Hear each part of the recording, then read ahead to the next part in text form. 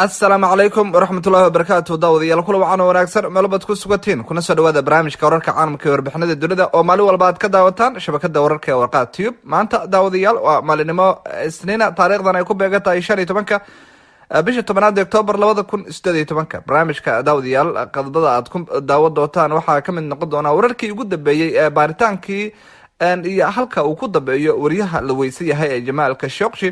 maxaa ka soo baxay wadahadaladii madaxweynaha Turkiga iyo boqorka Sacuudiga ay yeesheen.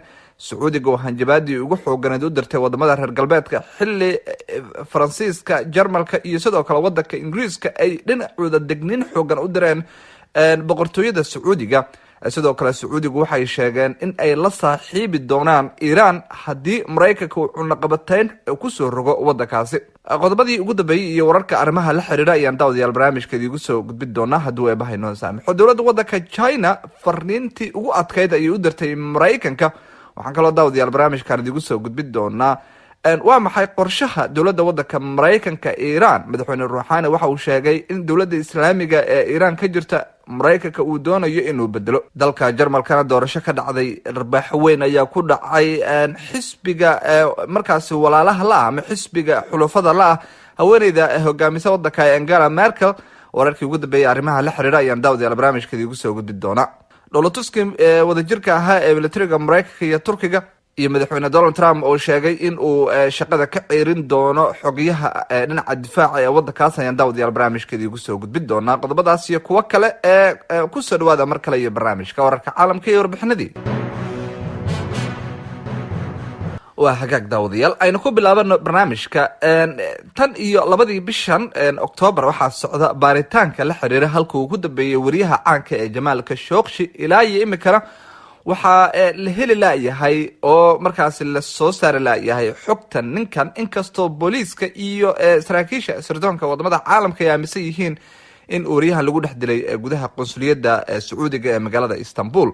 madaxweynaha Turkiga Recep Tayyip Erdogan iyo sidoo kale dowladiisa ayaa weli dalbanaya in boqortooyada Sacuudiga ay si rasmi ah arrintan ugu gacan geysato, iyada oo dowladda ama boqortooyada Sacuudiga lagu eedeynayo in aysan ilaa hadda u ogolaanin in qunsuliyadda baaritaan lagu sameeyo si xogtan loo ogaado. sidoo kale dowladda Sacuudiga waxaa lagu kari laayahay in ay sheegto waxa ay ka ogtahay halka wariyahan uu ku dambeeyo, maadaama markii ugu dambeeyay uu la arkayay ahayd isagoo sii galaya qunsuliyadda magaalada Istanbul. laakiin saraakiisha wadankaasi Sacuudiga waxay sheegayaan in ninkan uu banaanka u baxay, taas oo aanan wax cadayna haba yaraatee loo haynin. isagastaba xaaladdu halkaas ayay taagan tahay. baaritaankana weli waa uu socdaa oo ma jiraan warar ku soo kordhay halkii baaritaanku marayay. laakiin madaxweynaha wadanka Turkiga Recep Tayyip Erdogan iyo boqor Salmaan bin Cabdilcasiis ayaa wada hadal dheer oo qadka telefoonka ah uga yeeshay xaaladda wariyahan la weysayahay ee Jamaal Khashoggi. mudane Erdogan ayaa tilmaamay in weli uu socdo baaritaanka ay sida wadajirka u wadaan labada dhinac, laakiin aad ayaa markaa loo xadiday in la ogaado waxyaabihii kale ay ka wada hadleen. boqorka Sacuudiga ayaa si weyn u soo dhaweeyay go'aanka Turkiga uu ku aqbalay in sirdoonka dalkiisa ay ku biiraan baaritaanka kiiskan. sidoo kale waxa ay Sacuudigu sheegeen in marnaba xiriirka Turkiga iyo boqortooyada Sacuudiga ka dhaxeeya aysan wiiqmi doonin oo markaasi ay si wadajir u wada shaqeyn doonaan.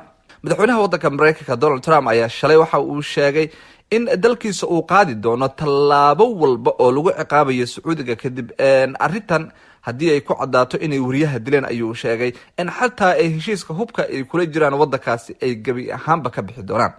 haddaba iyadoo taasi jirto ayaa Sacuudi Carabiya waxa uu degniin xoogan ka soo saaray cabsigelinta ah in lagu ciqaabi doono maqnaashiyaha wariyahan Jamaal Khashoggi xilli cadaadiskaas uu kala kulmayo Mareykanka iyo wadamada Yurub.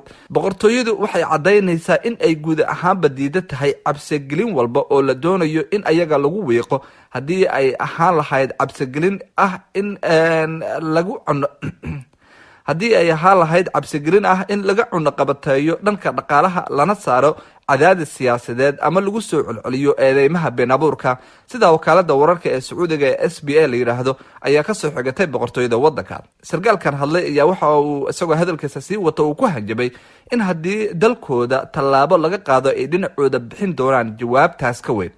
wuxuu aad ugu faanay in boqortooyada sacuudiga ay saameyn dhaqaale adduunka ku leedahay, arrintaas daraadeedna aysan marnaba awoodoodu hoos u dhici doonin oo iska difaacayaan dalalka kale ee cunaqabatayta kusoo rogaya.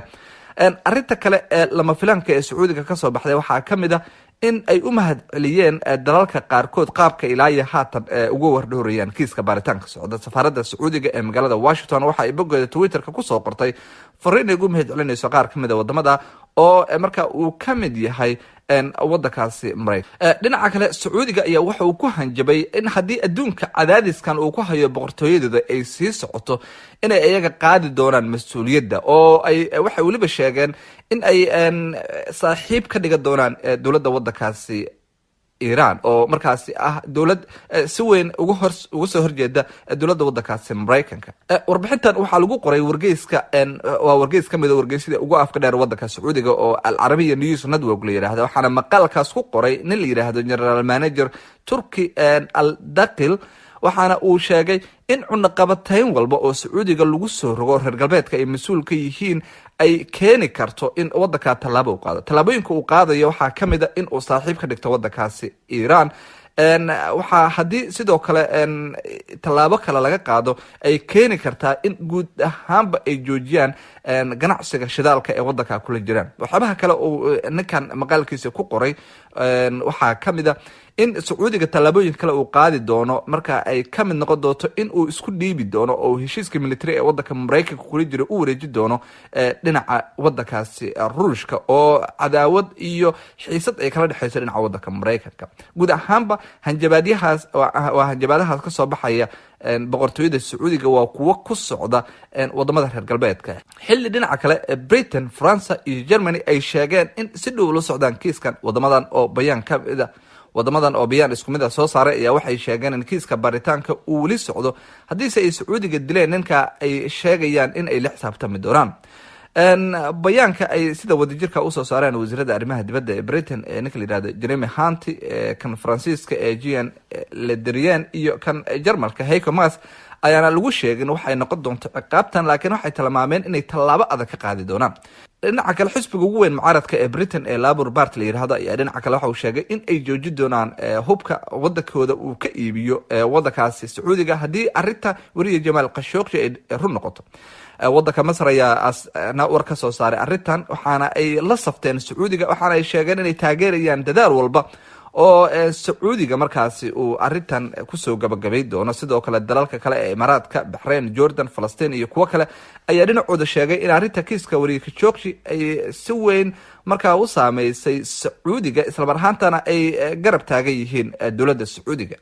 haddaba arinta kiiska maqnaashiyaha wariyahan aad ayay u saameysay boqortooyada sacuudiga. warbixin uu sacuudiga soo saaray axadii ayaa waxay tilmaamaysaa in suuqa sarifka lacagta caalamiga iyo ganacsiga uu hoos u dhacay 7%. wakaalada wararka AFP waxa iyaduna qortay 2 wareeg oo kaliya inuu sacuudiga waayay $50 bilyan oo ka mid ah dhaqaalaha sacuudiga kasoo gola isdhaafsiga ganacsiga caalamiga oo dhan $450 bilyan maalintii.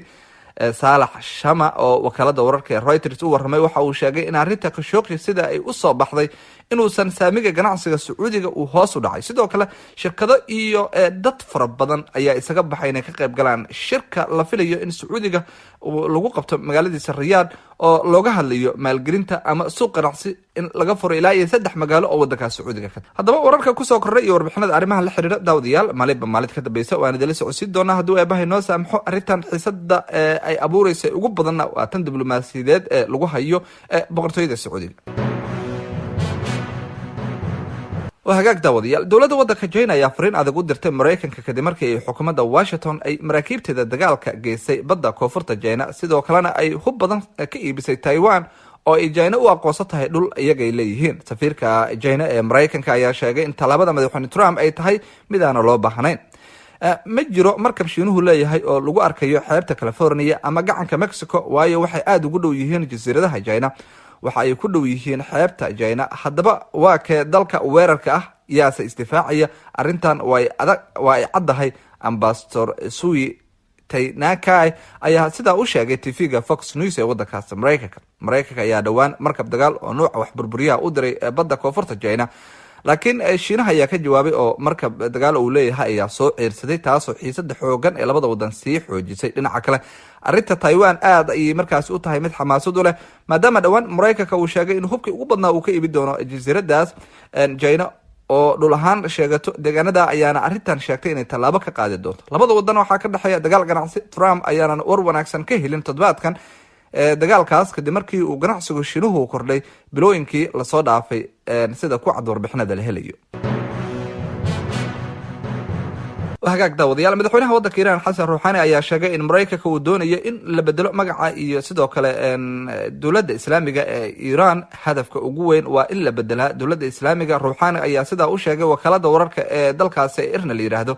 isagoo hadalkaasi sii wata ayaa wuxuu yiri waxay bilaabeen dagaal maskaxeed iyo mid dhaqaale si ay noo burburiyaan. Rouhani ayaa hadalkiisa ku daray in uusan arkin maamulka hadda ka jira Mareykanka mid ka cadowsan, maadaama uu doonayo in la burburiyo lana bedelo magaca iyo dowladda islaamiga ee waddanka. hogaamiyaha Iran ayaa sheegay in ka bixitaanka Mareykanka heshiiska nukliyeerka ay tahay mid la yaab leh, isla markaana uusan ogeyn waxa ay dalalka kale sameyn doonaan. cunaqabatayntii Trump ee Iran ayaa bilaabanaysa 4 bisha soo socota ee November, waxaana qorshuhiisu uu yahay in shidaalka dalka Azera la geeyo midowga Yurub, China iyo Ruushka, iyo dowladda Turkiga ayaana garab taagan dowladda islaamiga ee Tehran. arinta dhinaca waddanka Jarmalka deena hogaamiyaha dalkaasi Angela Merkel iyo xisbiga wadaaga ay yihiin ayaa guuldarro weyn ka soo gaartay doorashadii ka dhacday gobolka Bavaria axadii, sida ku cad warbixinada ka soo baxaya natiijooyinka la helayo. xisbiga CSU ayaa gobolkaasi xukumayay tan iyo 1946, laakiin muddo 60 sano ah kadib xisbigaas ayaa dhumiyay codadkii ugu badnaa ee kuraastii waddanka gobolkaasi.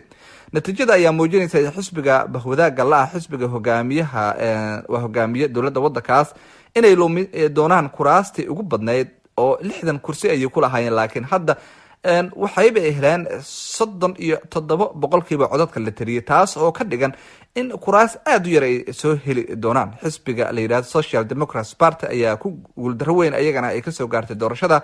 20% ay doorashadii ugu dambeysay heleen, laakiin hadda 9% ay heleen. xisbiga qaxootiga taageera ee Green Party la yiraahdo ayaa dhinacooda codad wanaagsan ka helay. 9% ayay ka soo tageen oo 18% ayay tageen. arintan ayaa khilaaf xoogan ka dhex abuureysa xisbiyada dowladda ku wada jira. wasiirka arrimaha gudaha ahna hogaamiyaha xisbiga guuldarradu ka soo gaartay doorashadii gobolkaas Bavaria Horst Seehofer ayaa sheegay in natiijadaas ay tahay mid niyad jab leh, isla mar ahaantaana ay miiska wadahadalka la fadhiisan doonaan hogaamiyaha waddanka Merkel. xisbiga